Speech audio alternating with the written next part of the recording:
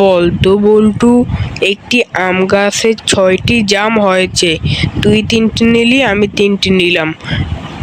আম গাছে কয়টি জাম আছে? স্যার, আম গাছে তো কোনো জামই নেই, কারণ আপনি 3টে নিয়েছেন, আমি 3টে নিয়েছি। এখন গাছে কোনো জাম নেই। হক গাধা, আম গাছে জাম হয় নাকি বলত?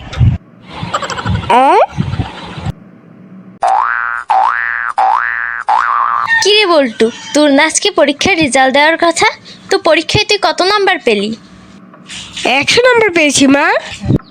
খুব ভালো। এই না হয় আমার ছেলে, কোন বিষয়ে কত নাম্বার পেয়েছিস? এই দেখো মা, অঙ্কে 20, ইংরেজিতে 25, বাংলায় 20, ধর্মে 25 আর ইতিহাসে 10। হারামজাদা, এই নাম্বার পেয়েছিস, একটা সাবজেক্টও পাস করিসনি। দেখাচ্ছি মজা, আজকে তোর একদিন কি আমার একদিন। কি রে, কাল না তোর পরীক্ষা, এখনো ঘোরাঘুরি করস কেন? হ্যাঁ স্যার, কিন্তু একটা সমস্যা। কি সমস্যা বল? স্যার, আমার বাল কেটে লাল করে দেন। কি? হারামজাদা, রাখ, তোর বাপের কাছে বলতেছি। আসলে স্যার, আপনি যা ভাবতেছেন তা না। কি তাহলে? আমার সাথে ইয়ার্কি? দেখাচ্ছি মজা তোকে।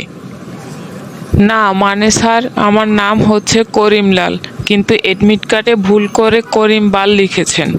তাই বলছিলাম, যদি বাল কেটে লাল করে দিতেন।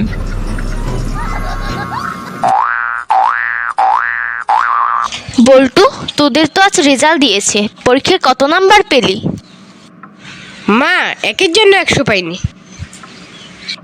তাহলে তুই নিশ্চয়ই 99 পেয়েছিস, তাই না? মা, বড় বড় 2টি শূন্য পেয়েছি, এক হলেই 100 হয়ে যেত।